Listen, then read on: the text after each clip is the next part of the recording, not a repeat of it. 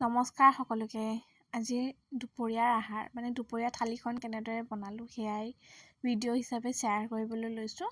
ঠাণ্ডা দিন যে পোৰা পিটিকা এইবোৰ খাবলৈ খুব ভাল লাগে নহয় জানো। সেয়েহে আজি চাটনি এখন বনালোঁ ধনিয়া পাতৰ লগত।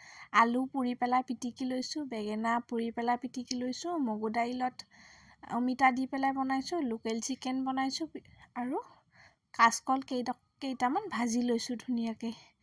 আজি দুপৰীয়াৰ ভাত সাজ এনেদৰে খাওঁ বুলি লৈছোঁ আৰু দেই। আৰু আলু বা বেঙেনা এইবোৰ বইল কৰি পেলাই পিটিকি খোৱাতকৈ জুইত পুৰি পেলাই যদি পিটিকি খাওঁ নহয় বহুত ধুনীয়া লাগে নহয় জানো।